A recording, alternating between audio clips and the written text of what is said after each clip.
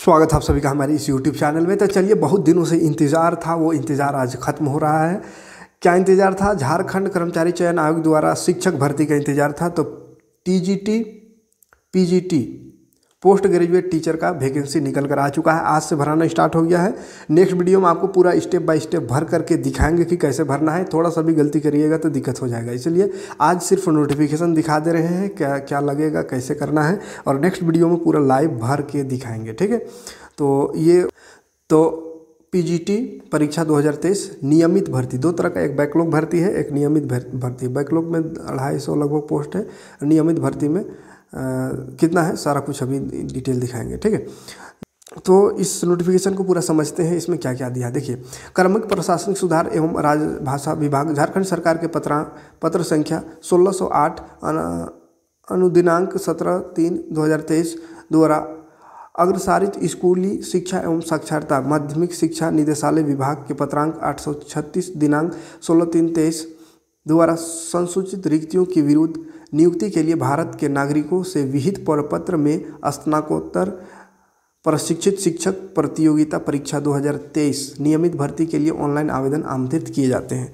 अभ्यर्थी विवरणिका की विभिन्न कंडिकाओं में विहित शैक्षणिक एवं अन्य योग्यता तथा निर्धारित आयु सीमा के अंतर्गत आवेदन दे सकता है। ऑनलाइन आवेदन आयोग की वेबसाइट jssc.nic.in पर लॉगिन कर समर्पित किया जा सकता है। मतलब इसमें जाकर के ऑनलाइन भरना है। ठीक है, परीक्षा शुल्क 100 है। मेन पॉइंट अब दिखा दे रहे, परीक्षा शुल्क 100 है। परीक्षा शुल्क में छूट भी होगा किसी का। किसका छूट है? तो झारखंड राज्य के अनुसूचित जाति के लिए अभ्यर्थियों के लिए 50 रुपया मात्र लगेगा, यानी ST SC के लिए 50 रुपया लगेगा। ठीक है, बाकी के लिए 100।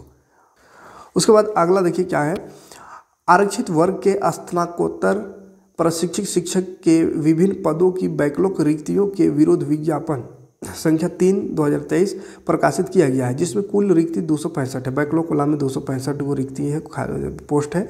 विज्ञापन संख्या 2/2023 3/2023 दोनों के लिए अर्हता प्राप्त विद्यार्थी एक साथ ही आवेदन कर सकेंगे और इस आशय का विकल्प ऑनलाइन आवेदन भरने में उपलब्ध होगा। माने किस में आप भर रहे हैं उसमें ऑप्शन देगा, बैकलॉग वाला कि नियमित वाला, दोनों एक ही बार में एक ही साथ भराएगा। ठीक है, और दोनों के लिए पैसा सेम ही लगेगा, अलग अलग नहीं लगेगा। ठीक है, जो दोनों भर रहे हैं उसको लिए भी और जो एक भर रहा है उसके लिए भी 100 लगेगा। तो चलिए देखते हैं कौन कौन सा सब्जेक्ट में कितना सीट है। तो देखिए, जीव विज्ञान बायोलॉजी में कुल 218 सीट है, जिसमें से अनारक्षित 94 है, आरक्षित 22 है, जिसमें से अनुसूचित जनजाति का 55 है और अनुसूचित जाति का 22 है, अत्यंत पिछड़ा वर्ग का 23 है और पिछड़ा वर्ग का यानी BC2 का 2 सीट है। ठीक है, तो इस तरह से आप अपना देख लीजिए कौन सा में आप आते हैं, कौन कैटेगरी में। इधर देखिए, दृष्टि निःशक्तता का भी है 3 सीट और मुख बधिर निःशक्तता का 2 सीट है। चलन निःशक्तता यानी जो चलने से ये है उसका ये है, मतलब विकलांग के लिए इधर सीट दिया हुआ है। ठीक है, उसके बाद रसायन शास्त्र का है, केमिस्ट्री का है। केमिस्ट्री में कुल है 227, कुल 227 सीट है केमिस्ट्री का, और किसका कितना है आप यहाँ पे देख सकते हैं। उसके बाद भूगोल का है, भूगोल में 164 सीट है, भूगोल में 164 सीट है, भूगोल में 164 है। उसके बाद हिंदी में जो सीट है वो 163 सीट है टोटल, जिसमें से आप अपना कैटेगरी देख सकते हैं कौन सा कैटेगरी में कितना है। उसके बाद अर्थशास्त्र इकोनॉमिक्स में 167 सीट है, 167। और इतिहास की बात करें तो इतिहास देखिए, इतिहास में 182 टोटल सीट है, जिसमें से अपना कैटेगरी देख सकते हैं, कैटेगरी वाइज बांटा हुआ है। संस्कृत का 169 है, संस्कृत का 169 सीट है। उसके बाद भौतिक शास्त्र यानी फिजिक्स का 251 सीट है और गणित का मैथ का है 185 और वाणिज्य इकोनॉमिक्स का वाणिज्य एक है तो होता है कॉमर्स है ना, कॉमर्स का 200 है। ठीक है, कॉमर्स का 200 है सीट, मतलब कॉमर्स का ज़्यादा ही है। और अंग्रेजी का 211 गो है। ठीक है, उसके बाद सीमित भर्ती कार्यरत TGT शिक्षक के लिए, कार्यरत जो ट्रेन ग्रेजुएट टीचर जो कार्यरत है, पहले से कार्यरत है, उन लोगों के लिए भी यहाँ पे छूट है ना, उन लोगों का भी अलग से सीट है।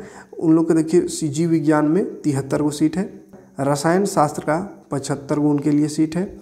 उसके बाद भूगोल का है 54 गो, हिंदी का है 54 और अर्थशास्त्र यानी इकोनॉमिक्स का 55 गो है, इतिहास का 61 गो है, संस्कृत का 58 है, भौतिक शास्त्र यानी फिजिक्स का 85 है, गणित का 63 गो है, वाणिज्य यानी कॉमर्स का 67 है और अंग्रेजी का 73 है। ठीक है।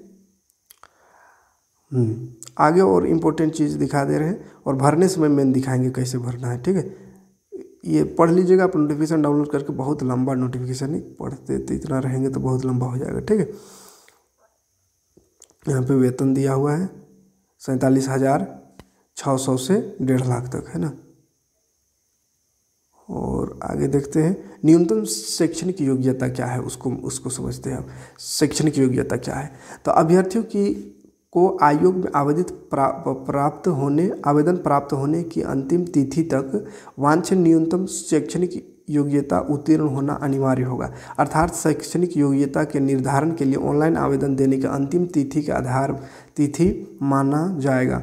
माने ऑनलाइन आवेदन का जो अंतिम तिथि है उस तिथि तक आपको पीजी कंप्लीट होना चाहिए, जो भी इसमें मांगा है वो कंप्लीट होना चाहिए, बीएड कंप्लीट होना चाहिए। ठीक है।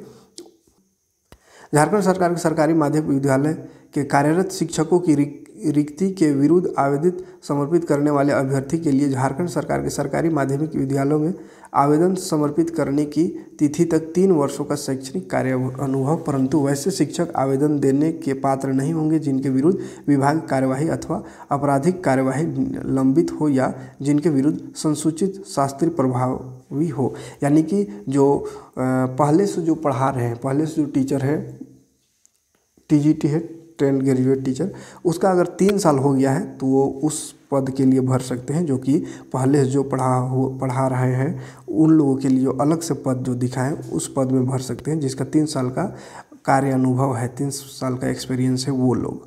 ठीक है।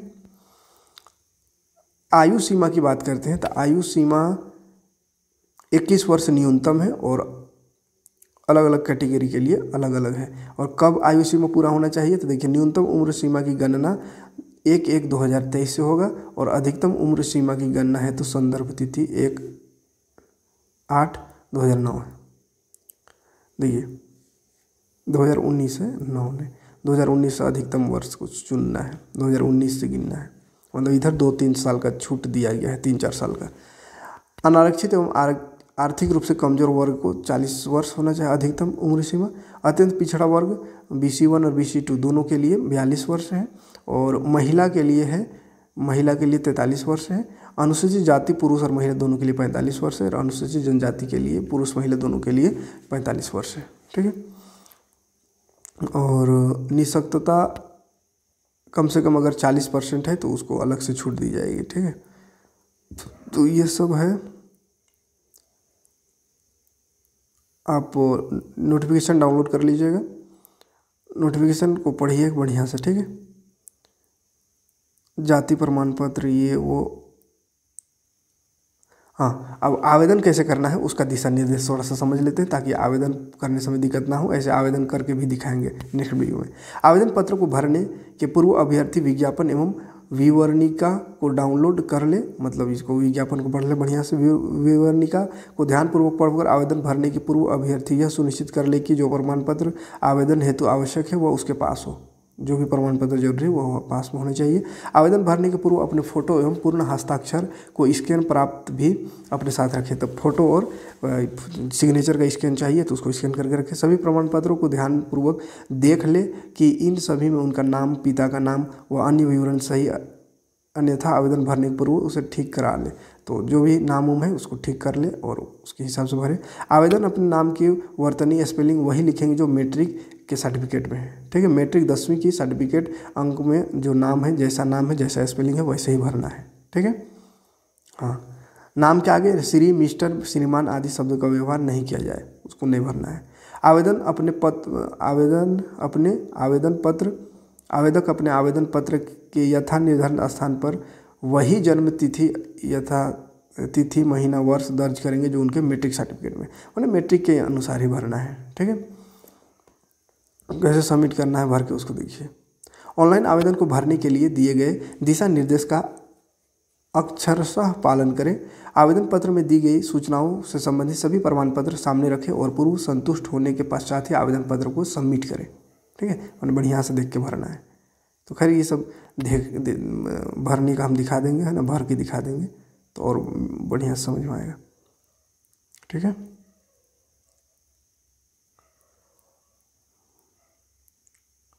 आवेदन पूर्ण करने का तिथि देखिए। अब मेन रजिस्ट्रेशन करने और सूचना दर्ज करने का तिथि 5/4 यानी आज से शुरू हो रहा है, 4/5/2023 तक चलेगा, माने 1 महीना पूरा है। ठीक है, परीक्षा शुल्क भुगतान करने का तिथि 6 तक है, 6 तारीख तक है। और फोटो और हस्ताक्षर अपलोड करने, आवेदन पत्र का प्रिंट आउट लेने के लिए दिनांक 8/5/2023 के मध्य रात्रि तक वो कर सकते हैं। ठीक है, और किसी प्रकार कोई गलती हुआ तो उसका संशोधन 10 से 12 तारीख के बीच कर सकते हैं। परीक्षा शुल्क भुगतान करने का भी प्रक्रिया दिया हुआ है यहाँ पे। ठीक है, तो ऑनलाइन ही पेमेंट हो जाएगा। परीक्षा का स्वरूप कैसा होगा उसको देखते हैं। आयोग द्वारा कंप्यूटर आधारित परीक्षा CBT यानी कंप्यूटर बेस्ड टेस्ट होगा, है ना। किसी विषय की परीक्षा यदि विभिन्न समूहों के लिए लिया जाता है तो अभ्यर्थियों को प्राप्तांक का नॉर्मलाइजेशन किया जाएगा। कंप्यूटर आधारित परीक्षा के आधार पर अभ्यर्थियों की मेधा सूची उनके प्राप्तांक के नॉर्मलाइज अंक के आधार पर किया जाएगा, है ना। तो ऑनलाइन परीक्षा होगा मतलब, है ना। परीक्षा एक चरण में ली जाएगी, एक ही होगा परीक्षा। परीक्षा में सभी प्रश्न वस्तुनिष्ठ एवं बहुविकल्प उत्तर होंगे यानी MCQ होगा। प्रश्न पत्र में एक प्रश्न का पूर्ण अंक 1 हो रहेगा, जबकि प्रश्न पत्र 2 में एक प्रश्न का पूर्ण अंक 2 होगा, माने 2 प्रश्न पत्र होगा। पहला प्रश्न पत्र में 1 नंबर का क्वेश्चन आएगा और दूसरा प्रश्न पत्र जो रहेगा उसमें 2 नंबर का, एक क्वेश्चन का 2 नंबर मिलेगा। ठीक है, प्रश्न पत्र 1 और 2 में गलत उत्तर के लिए अंकों की कटौती नहीं। देखो, गलत के लिए कोई नंबर नहीं कटेगा, है ना, माइनस नेगेटिव मार्किंग नहीं है, तब तो खुल के पूरा आंसर देना है, एक भी नहीं छोड़ना है। ठीक है, अब कहाँ से क्वेश्चन आएगा उसको देखिए समझ थोड़ा सा। सिलेबस, मुख्य परीक्षा के विषय एवं पाठ्यक्रम। मुख्य परीक्षा के लिए 2 पत्र होंगे। यह परीक्षा 2 पालियों में ली जाएगी। प्रत्येक पत्र के लिए परीक्षा की अवधि 3 घंटा होगा, दोनों के लिए 3 घंटा होगा। पहला में स्नातक स्तर के प्रश्न पूछे जाएंगे, जबकि प्रश्न पत्र 2 में प्रश्न स्नातकोत्तर स्तरीय होगा। पहला में ग्रेजुएशन लेवल का क्वेश्चन रहेगा और दूसरा जो पत्र रहेगा, दूसरा पेपर रहेगा उसमें पोस्ट ग्रेजुएशन स्तर का क्वेश्चन रहेगा। और दोनों 100 नंबर का रहेगा।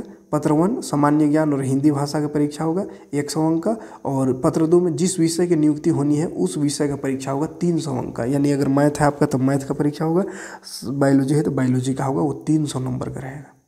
ठीक है, अब सामान्य ज्ञान में क्या क्या रहेगा उसको देखते हैं। सामान्य अध्ययन में इससे प्रश्न का उद्देश्य अभ्यर्थी के सामान्य जानकारी तथा समाज में उनके अनुप्रयोग के संबंध में उसकी योग्यता की जांच करना होगा। वर्तमान घटनाओं और दिन प्रतिदिन की घटनाओं के सक्षम अवलोकन तथा उनके प्रति वैज्ञानिक दृष्टिकोण और मतलब जनरल जो भी है जनरल नॉलेज रहेगा। ठीक है, आगे देखिए, किसी भी शिक्षित व्यक्ति से अपेक्षा की जा सकती है वैसा जनरल नॉलेज रहेगी। इसमें झारखंड भारत के और पड़ोसी देशों के संबंध में विशेष रूप से यथासंभव प्रश्न पूछे जा सकते हैं। समसामयिक विषय जैसे वैज्ञानिक प्रगति, राष्ट्रीय अंतर्राष्ट्रीय पुरस्कार, भारतीय भाषाएं, पुस्तक, लिपि, राजधानी, मुद्रा, खेल खिलाड़ी, महत्वपूर्ण घटनाएं, भारत का इतिहास, संस्कृति, भूगोल, पर्यावरण, आर्थिक परिदृश्य, स्वतंत्रता आंदोलन, भारतीय कृषि तथा प्राकृतिक संसाधनों के प्रमुख विशेषताएं एवं भारत का संविधान एवं राज्य व्यवस्था, देश की राजनीतिक प्रणाली, पंचायती राज, सामुदायिक विकास, पंचवर्षीय योजना, ये सबसे क्वेश्चन पूछा जाएगा जनरल नॉलेज में। ठीक है,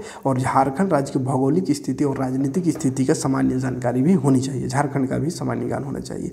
सामान्य विज्ञान से क्वेश्चन रहेगा। सामान्य विज्ञान के प्रश्न पत्र में दिन प्रतिदिन अवलोकन एवं अनुभव पर आधारित विज्ञान की सामान्य समक्ष एवं परिबोध से संबंधित प्रश्न रहेंगे, जैसा कि एक सुशिक्षित व्यक्ति से जिसने किसी विज्ञान विषय का विशेष अध्ययन नहीं किया हो अपेक्षित हो, जनरल साइंस रहेगा। ठीक है, सामान्य गणित भी रहेगा उसमें। इस विषय में सामान्यतः अंक गणित होगा, प्राथमिक बीज गणित होगा, ज्यामिति होगा, सामान्य त्रिकोणमिति होगा, त्रिकोणमिति संबंधित प्रश्न होंगे। सामान्यतः मैट्रिक तक का रहेगा, ठीक है, 10वीं तक का। तो 10वीं तक का पूरा 6ठा से 10वां तक का JCRT और NCRT पूरा पढ़ना हो तो चैनल को सब्सक्राइब कर लीजिएगा। पूरा बेहतरीन तरीके से समझाए हैं, पूरा सब मैथ और साइंस खास करके। ठीक है, तो पूरा पढ़ लीजिएगा, पूरा पूरा तो उतना नहीं सीखिएगा, लेकिन भी जितना जिसमें भी जिस चैप्टर में आपको दिक्कत होता है उसको पढ़ लीजिएगा। तो उम्मीद है कि एग्ज़ाम में बहुत ही बेहतरीन आपका प्रदर्शन रहेगा।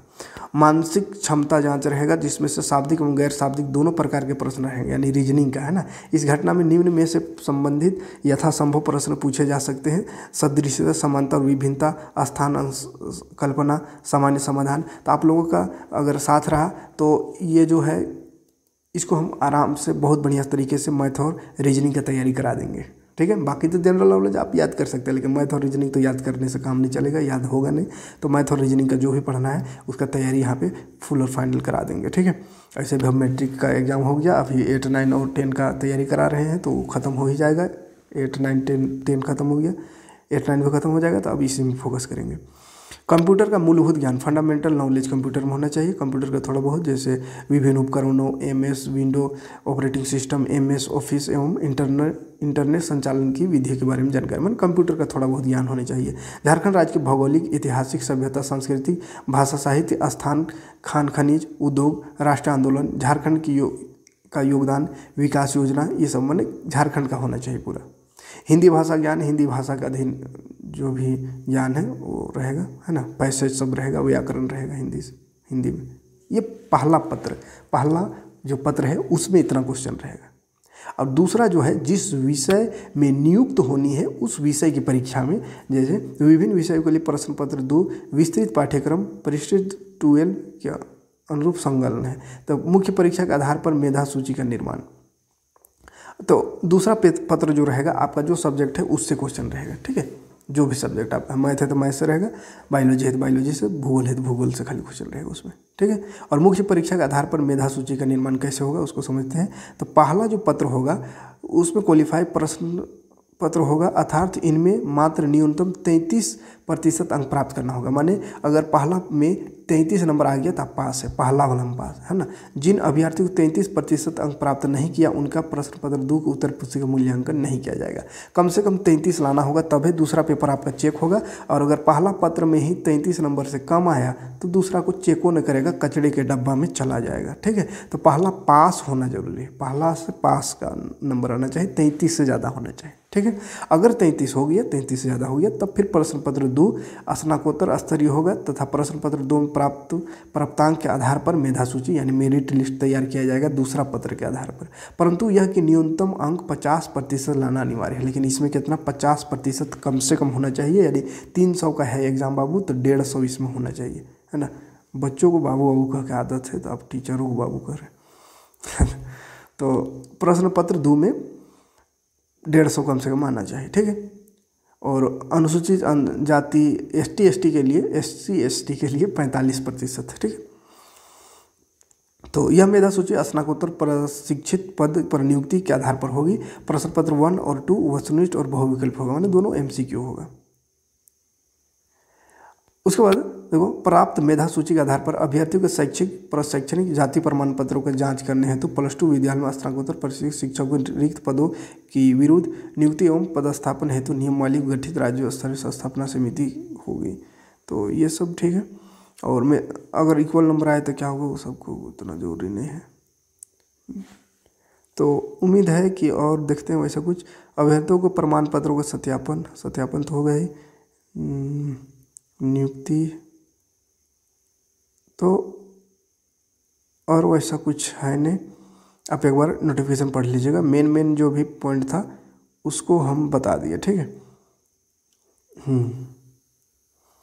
तो चलिए, लंबा वीडियो हुआ लेकिन पूरा डिटेल समझाने का प्रयास किया। नेक्स्ट वीडियो में आपको इस फॉर्म को भर करके दिखाएंगे, ठीक है। थैंक्स फॉर वॉचिंग, जय हिंद, शुक्रिया।